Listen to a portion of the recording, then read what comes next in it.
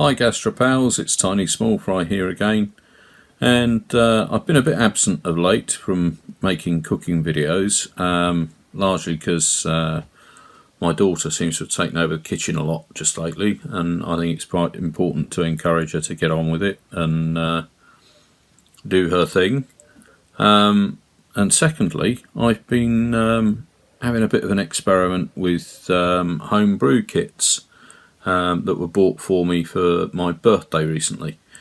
Having gone through all the kits, I haven't drunk them all, I hasten to add, I decided that I'd have a go at making some wine and beer without kits. So this video is about making wine with red bush tea, and in particular the Earl Grey red bush tea that's made by TikTok, along with some oranges. So let's get into the kitchen and give it a go.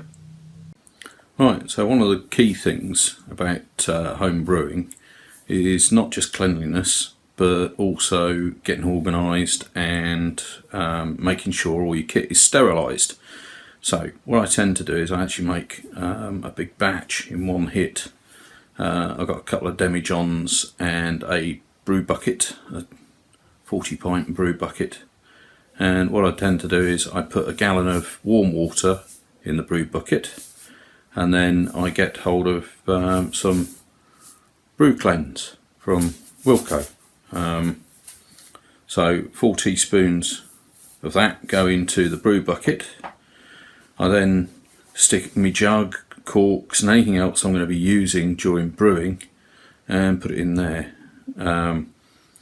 Some people use bleach, other people use Star Cleanse.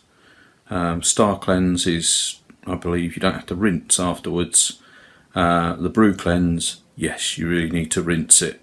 Right, so what do we need to make our tea wine? Right, well, we're going to need red bush tea bags, an orange,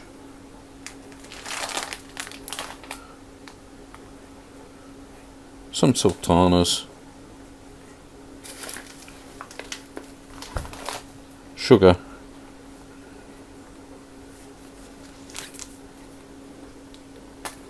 yeast compound or yeast, and optionally yeast nutrient. So just for a heads up, I don't actually have to use red bush tea bags. You can use ordinary tea bags, cheapo tea bags. As you can see, I'm using the cheapest sultanas you can get your hands on,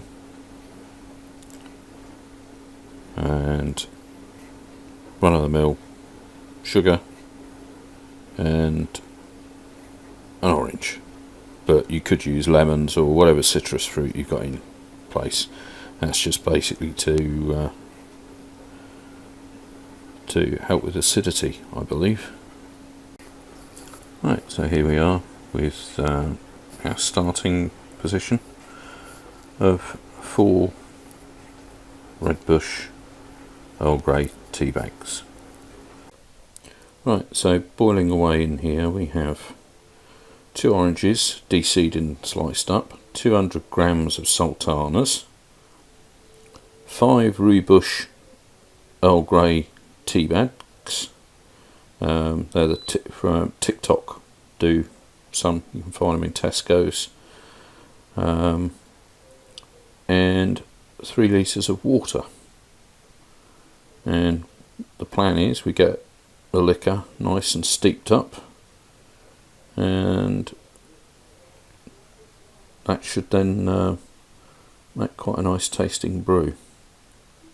Okay, so we're now starting to get a bit of a head of steam up on this now. I've just chucked another roobush Earl Grey tea bag in, just to more tea flavour to it. So knock it down to 7 and get it into a gentle steep now for the next 10 minutes. And I'm going to pitch the 800 grams worth of sugar straight into the pot. Right, so we've been going for a good sort of 5 or so minutes now. You can see there there's some stuff coming off of there.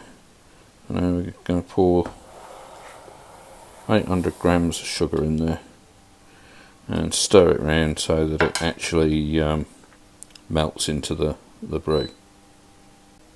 Okay, so we've had this brewing for this boiling now for about 10 minutes. So what I'm going to do is I'm going to stick a lid on it and move it to the back away from the heat, and come back in a couple of hours time when it's cooled down a bit, and strain it off into a demijohn.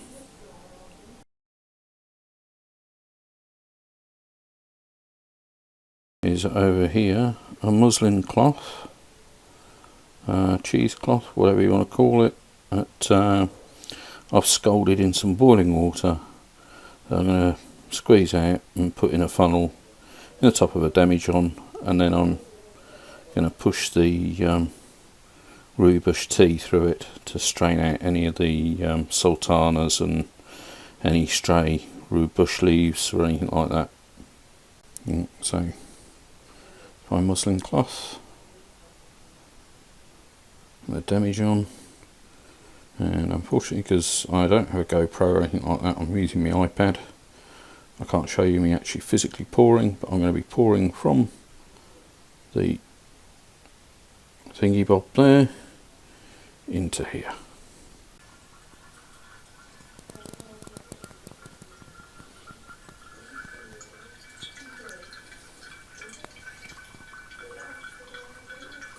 So this is what I got left in there. There's still a bit more of the liquid in there, so I need to squeeze that out into there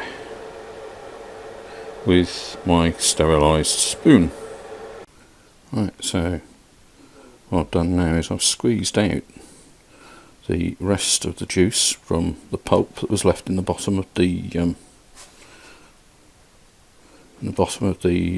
saucepan. So it looks like that now, and then I've topped it up to this mark with cold water. And what I need to do now is check the temperature, give it a little shake, and then pitch the yeast, which is basically shove the yeast and the yeast nutrient in there, and then put it to one side and let it do its job for the next week.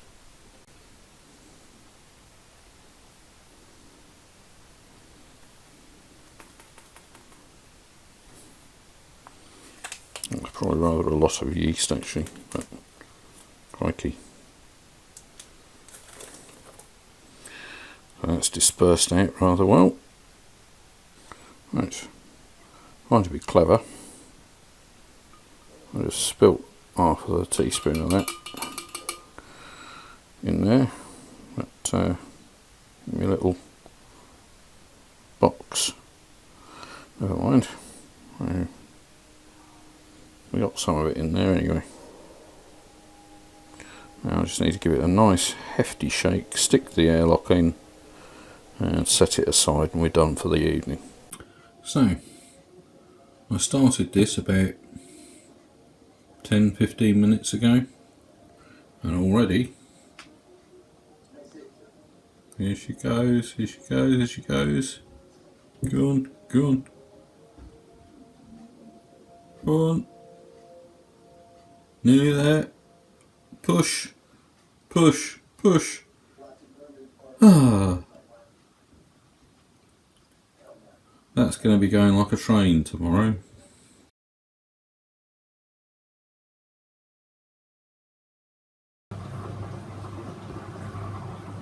It's ridiculous o'clock. I'm just getting ready to go off to Hemel for the day, and normally by now it's fermentation has slowed a bit and will speed up later during the day, but I notice it's going like a train at the moment.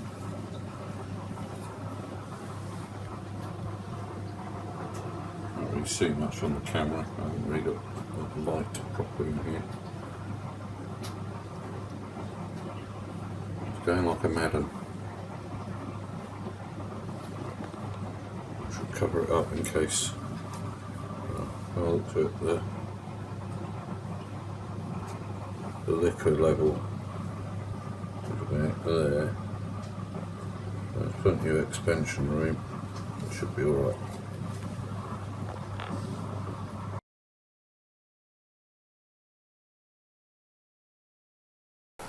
Right, so here we are, just 2 weeks shy of when we started the fermentation, and you can see here that the water's there in the airlock, so it's kind of, the pressure is dropping in here, so that basically means that fermentation, if it hasn't stopped, then it's near as damn it stopped. So what I'm going to be doing now is adding in the wine stabilizer. Some people use Camden tablets, other people use sodium metabisulfate, which is what this is effectively, but I just bought this because it's £1 and it lasts forever. So onwards.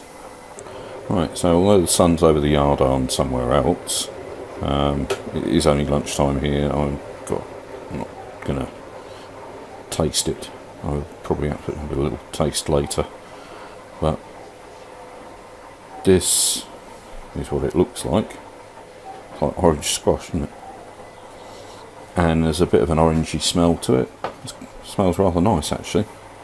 So I'm going to get the stabiliser in there, and it's a teaspoon for a gallon jar, so that's what we're going to do. And need to make sure it dissolves in there, and then we pour it back into the demijohn, shake it back up again, make sure you've got nice clean hands, and go from there.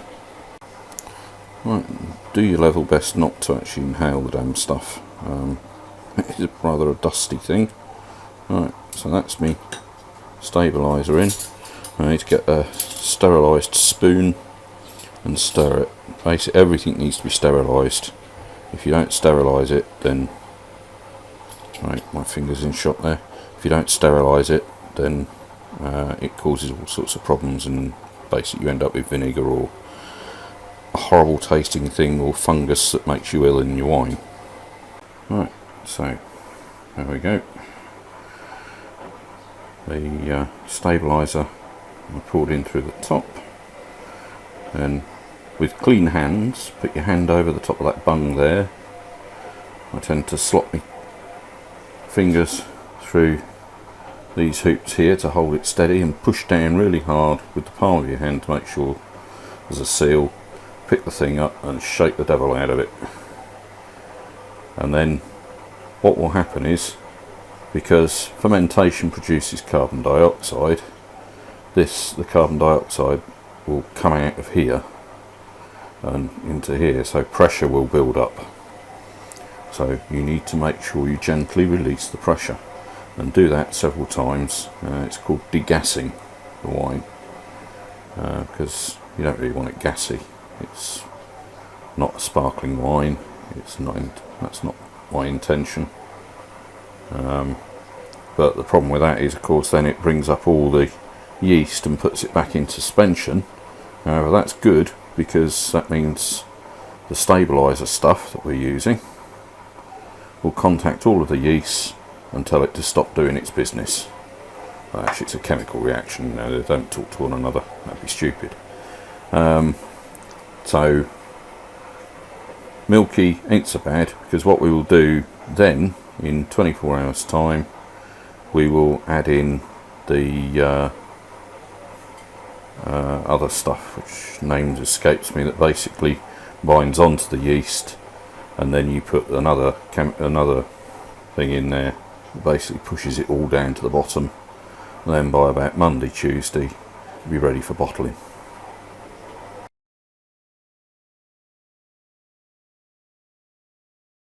Right, morning.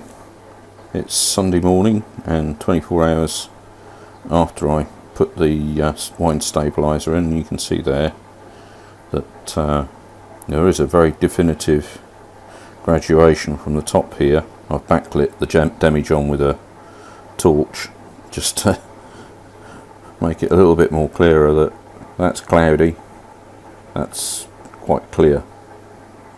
So you can see right at the bottom there, there's like a line of silt, which is the dead yeast. It's almost like the yeast is packing up its bags and going home. So it's quite interesting to see. So now what I need to do is add in the wine findings. This is becoming a bit like an advert for Wilco, but they are quite handy because they're just down the road from me, so they're quite handy to pop in and just grab a few bits and bobs.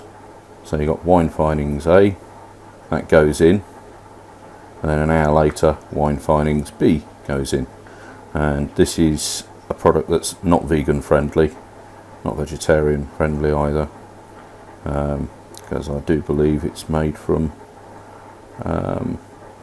shells, seashells, I think. I may be wrong, but that's my understanding. It's some kind of fish-based product, which sounds disgusting, but if you drink wine off the shelf, chances are that's exactly what you've got in there as well. I may be wrong. I'm sure somebody that's better knowledge than I will correct me. But you don't put all of it in, as you see.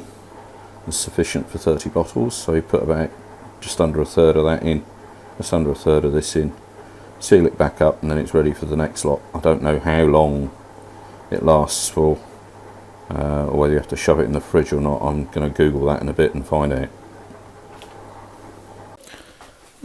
Welcome back again. I did try to do something a little bit different earlier, and I fluffed it up, so hopefully I don't fluff this one up. It's the demijohn. You can see it's all gone cloudy again because I put sachet A of the findings in and gave it a hefty shake to get it distributed through the wine. Now we've got sachet B. I'm currently using a loaf of Kingsmill bread as a tripod, so hopefully it works okay. And then we kind of want a third of this to go in.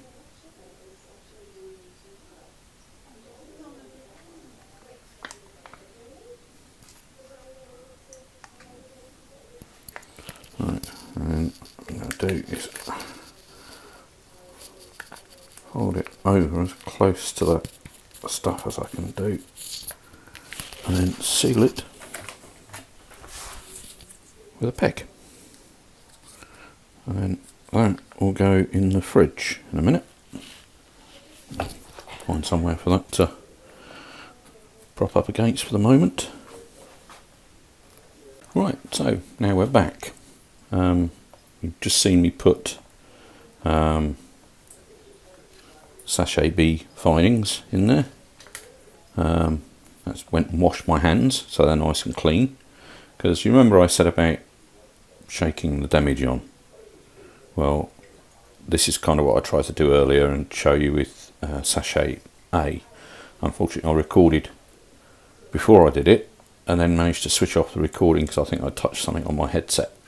So let's try it again. Give it a hefty shake. You see I'm applying quite a lot of pressure to the top.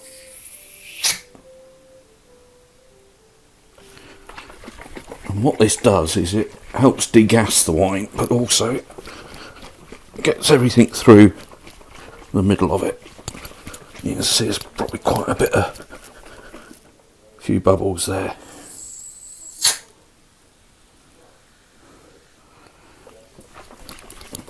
Because what we're aiming for is a non-fizzy wine.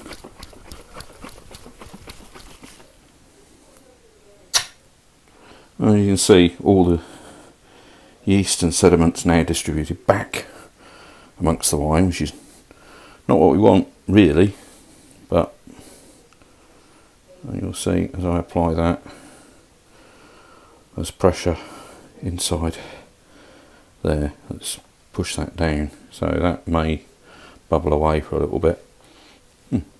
Smells nice. So that's good to go now, and I'll leave it for 3 days, and probably by tomorrow morning much of this will be clear, but you leave it 3 days just to make sure, and then the fun bit starts, bottling.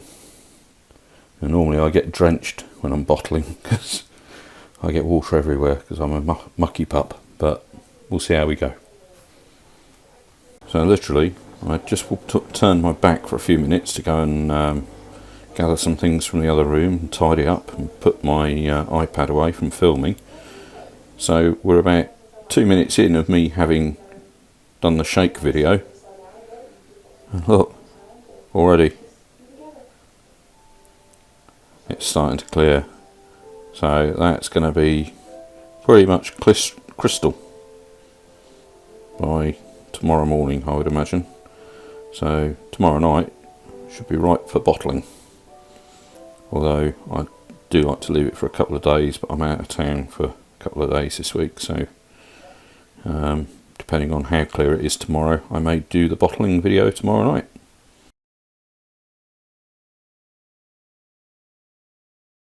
Right, so here we are 2 days later. As you can see, all the stuff that was in suspension has dropped to the bottom. It doesn't look very nice, does it? But that is as clear as a bell.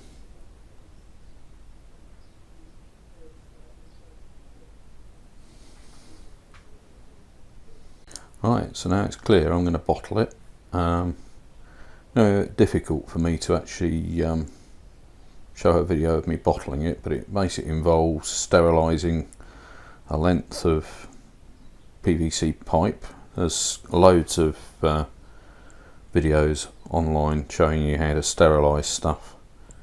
It's quite I tend to slop everything about all over the place and it's quite messy, so I'm not going to video that bit, but I will come back in a bit and I'll have a little bit of a taste of the wine and give you my opinion. Right, so here we are. Looks like 4 bottles of Mazzola. I tend to use the 1 litre bottles, so basically if your average wine bottle is 750ml, that means you've got 5 1/4 bottles, and then of course an appropriately sized glass for myself to try.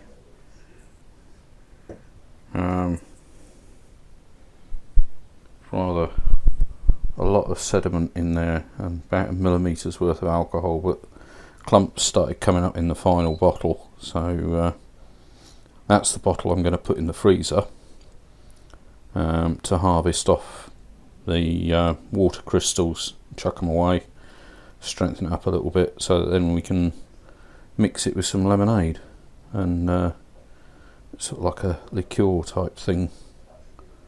So to the tasting. So anyone that's familiar with my cooking videos will know I'm not a stranger to the occasional glass of wine while cooking. Normally I drink white wine, do occasionally like the red wine, but just lately it's given me bad headaches. But certainly smells alcoholic.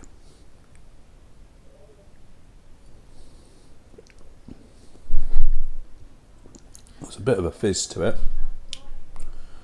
There's like a bit of a buttery taste to it, a bit like a Chardonnay. It's not as sweet as a Chardonnay, it's quite dry, and there's a bit of a fizz to it still. So I guess I shall be doing a bit of that and degassing it in the bottle. Yeah, you can see there's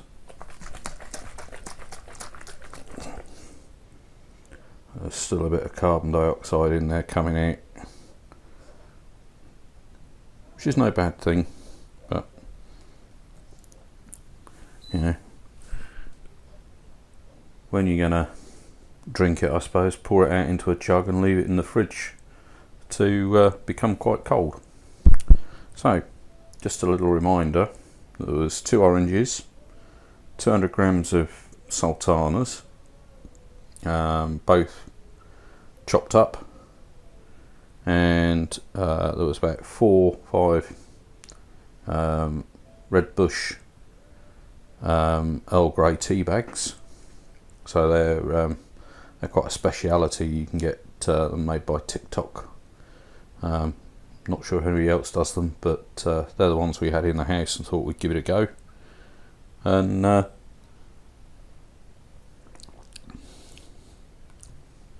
sure I could spend an evening drinking it, but it's not bad.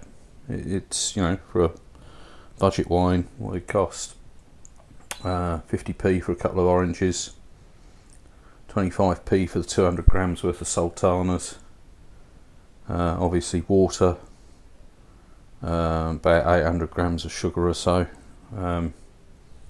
So not a lot really.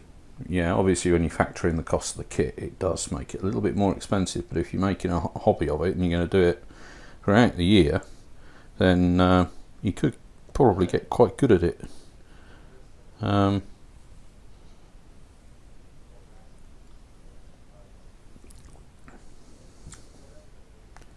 Yeah, I mean, you could use it for cooking. You could certainly make a white wine, chicken and white wine with it, and you probably wouldn't notice it once it cooked through in all the spices that it was a cheap, ropey old homemade wine made from tea bags. So I guess the next thing to do is to make it with Ribena, which is another recipe I've seen, or some other such concoction. Don't plan on doing lots of this on this channel, but we'll see.